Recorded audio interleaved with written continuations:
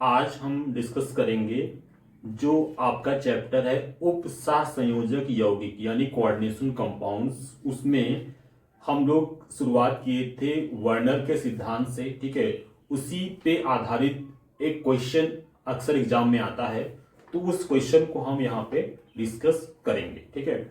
तो suppose that आपको एक कॉम्प्लेक्स दिया जाता है यहाँ पे COCl3.6 अमोनिया, ठीक है। अब यहाँ पे इस कॉम्प्लेक्स की रिएक्शन मान लो आप AgNO3 यानी सिल्वर नाइट्रेट एक्सिस से कराते हैं, ठीक है। एक्सिस मतलब अधिक के साथ कराते हैं ना, कितने भी मात्रा प्रेजेंट होगी तो कितने मोल आपका AgCl का प्रेसिपिटेट होगा, ठीक है। तो अब मान लो कि यहाँ पे सीधे सीधे बोलता है कि आपका 3 मोल AgCl का प्रेसिपिटेट होता है, ठीक है।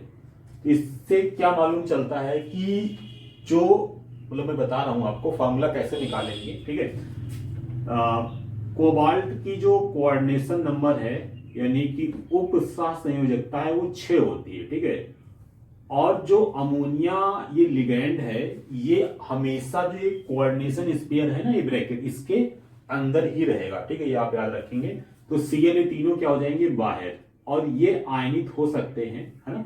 तो वर्णन ने बताया भी था। तो ये आयनाइजेबल है, आयनित हो सकते हैं। तो यहाँ पे सीधी सी बात दिख रही है कि 3 मोल आपका AgCl आ जाता है। अगर आपसे क्वेश्चन में ये बोलता है कि एक्सेस ऑफ AgNO3 के साथ ही करा रहे हैं, पर यहां पर आपको 2 मोल AgCl के ऑब्टेन हो रहे हैं, ठीक है। 2 moles of AgCl as a precipitate obtain हो रहे हैं, ठीक है। ये व्हाइट कलर का प्रेसिपिटेट होता है। तो यहां पर इसका फॉर्मूला कैसे होगा, ठीक है। तो कोबाल्ट के साथ में आपका NH3, ठीक है, आप 5 कर देंगे और Cl एक अंदर चला जाएगा और 2 Cl आपके बाहर रहेंगे, ठीक है। और ये प्रेसिपिटेट के फॉर्म में आएंगे, ठीक है। ये आयनाइज नहीं होगा। जो कोऑर्डिनेशन स्फीयर के अंदर जो भी चीज होती है वो आयनाइज नहीं होती, आयंस में नहीं जाती है, ठीक है। तो कोऑर्डिनेशन नंबर कोबाल्ट की कितनी होती है 6। तो 5 अमोनिया रहेंगे और 1 Cl को अंदर कर देंगे, ठीक है। अमोनिया को एक कम कर देंगे, Cl उसकी जगह फिट कर देंगे। तो कोऑर्डिनेशन नंबर यानी उप सहसंयोजकता 6 हो जाएगी और 2 Cl बाहर रहेंगे, क्योंकि 2 Cl को ही बाहर रखना है, क्योंकि यहाँ पे 2 मोल आपका AgCl का प्रेसिपिटेट यानी अवक्षेप आ रहा है, ठीक है। प्रेसिपिटेट मतलब क्या होता है, अवक्षेप, ठीक है। ये व्हाइट कलर का होता है ना। अगर आपसे केवल बोले कि 1 मोल ही प्रेसिपिटेट आ रहा है, 1 मोल ही मतलब AgNO3 अधिक के साथ एक्सेस के साथ कराने पे 1 ही मोल आ रहा है, जिसका मतलब है 1 ही Cl बाहर होगा।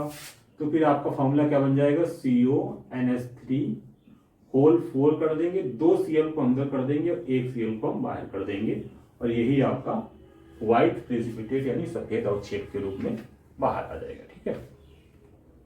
अगली हम बात करेंगे, तो ये आप बिल्कुल अच्छे से ध्यान रखिएगा, है ना। जितने मोल आपका प्रेसिपिटेशन होगा उतने ही आपके जो Cl होंगे वो कोऑर्डिनेशन ब्रैकेट के बाहर होंगे, ठीक है।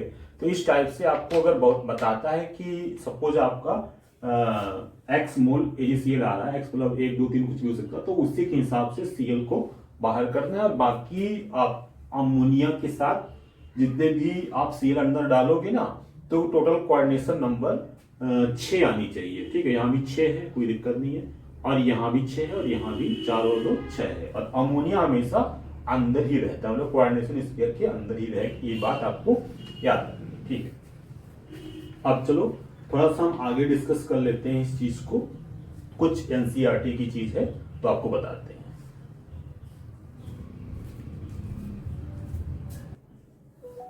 उसके बाद में PtCl4.2HCl और PtCl2.2NH3, ठीक है। अब आपको यहाँ पे एग्जैक्टली आपको कोऑर्डिनेशन स्फीयर बनाना है, ब्रैकेट जिसके अंदर हम लिखते हैं लिगेंड्स और मेटल को, जो केंद्रीय परमाणु होता है। तो यहाँ पे आपको याद रखना, जो पैलेडियम या प्लेटिनम है इसकी जो कोऑर्डिनेशन नंबर है यानी इसके साथ जो लिगेंड्स लगेंगे वो जनरली 4 लगते हैं, ठीक है। तो यहाँ पे इसका फॉर्मूला बन जाएगा PD। अब अमोनिया को मैंने बताया था अंदर ही रखना है, तो NH3 होल 4 और एक Cl आपके बाहर चले जाएंगे। समझ में? ऐसे बनाएंगे इसको। सेकेंड वाला देखें आप यहाँ पे, तो निकिल की कोऑर्डिनेशन नंबर भी 6 है और वाटर भी हमेशा एज ए लिगेंड ही रहता है, यानी कि वाटर इस ब्रैकेट के अंदर ही रहेगा और Cl बाहर चला जाएगा। ठीक है। अच्छा, ये वाला पहले आप देख लो, फिर इस पे आते हैं। तो यहां भी वही चीज है, Pt और दोनों अमोनिया के मॉलिक्यूल अंदर रहेंगे और दोनों Cl भी अंदर रहेंगे, क्योंकि यहाँ पे कोऑर्डिनेशन नंबर 4 रहेगा। ठीक है। जो प्लेटिनम का ये वाला कंपाउंड है आपका, ठीक है, यहाँ पे ये 6 कोऑर्डिनेशन नंबर शो करता है, तो यहाँ पे बन जाएगा भाई Pt और Cl6 और इस टाइप से होता है H2PtCl6। ये रिएक्शन आती है जब हम प्लेटिनम या गोल्ड की रिएक्शन एक्वा रिजिया के साथ कराते हैं, है ना। तो वो चीज आपको बताएंगे जब मौका आएगा। तो फिलहाल आप ये चीज याद कर लें। ठीक है।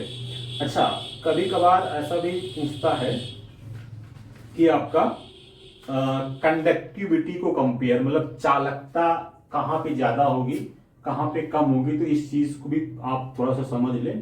देखो, चालकता का मतलब है जहां पे आयन ज्यादा होंगे तो वहां पे चालकता ज्यादा होगी, है ना।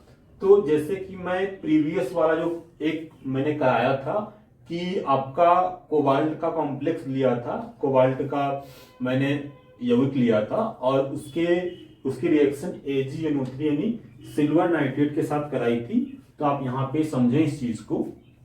मैंने लिया था COCl3.6NH3। ठीक है। तो यहाँ पे मैंने प्रेसिपिटेट यानी अवक्षेप के हिसाब से बताया था इसके क्या क्या आप बना सकते हो इसका फॉर्मूला। तो अगर 3 मोल आएंगे तब तो बहुत यही बन जाएगा, मतलब CONH3 होल 6 और Cl3। ठीक है। अगर यहाँ पे प्रेसिपिटेट बोले कि आपका ये 3 मोल अगर AgCl आते हैं तो इसका मतलब क्या है, ये पहले बता चुके हैं आपको कि 3 Cl बाहर होंगे। अगर 2 मोल आते हैं प्रेसिपिटेट तो इसका मतलब 2 ही Cl बाहर होंगे। ठीक है। और एक Cl को अंदर करना पड़ेगा, तो NH3 5 कर दीजिए, एक Cl को अंदर कर दीजिए। ठीक है। और अगर 3 मोल प्रेसिपिटेट आता है, अवक्षेप आता है, तो यहाँ पे CONH3 होल 5 और होल 4 हो जाएगा, है ना, और Cl2 और एक Cl बाहर रहेगा। तो इसमें अगर आपसे पूछे कि चालकता को आप कंपेयर करें, तुलना करें, है ना, तो देखो अगर इसको पानी में डालोगे तो क्या होगा कि एक आयन ये बनेगा इसका, है ना, +3 और ये 3 Cl माइनस के बनेंगे। समझ रहे हो ना बात को। तो 4 आयन आ गए। यहाँ पे अगर आप देखोगे तो Cl 2 बाहर है, 2 Cl माइनस और 2 प्लस इस पे। यहाँ पे टोटल आयन आप देखो तो 2 Cl माइनस और एक ये पूरा आयन होगा। तो यहाँ पे 4 आयन होंगे। ठीक है। और यहाँ पे आपके 2 Cl माइनस और एक पूरा एक कोऑर्डिनेशन ब्रैकेट 3, और इस वाले केस में 2 ही आयन आएंगे। तो आयन का जितना ज्यादा नंबर होता है उतनी ज्यादा चालकता होती है। तो इसका मतलब चालकता सबसे ज्यादा इसकी होगी पहले वाले की, सबसे कम इसकी होगी। तो ये चीज आई थिंक आपको क्लियर हो गई होगी, है ना। तो इसका आप नोट्स बना लें और इस चीज को जो मैं पहले बताई इसको आप ध्यान रखें। ठीक है। आगे हम इसमें थोड़ा लिगेंड्स के बारे में डिस्कस करेंगे और फिर IUPAC के बारे में आगे बढ़ेंगे। ठीक है। तो आपने वीडियो देखा है, अगर अच्छा लगे तो लाइक कर दें।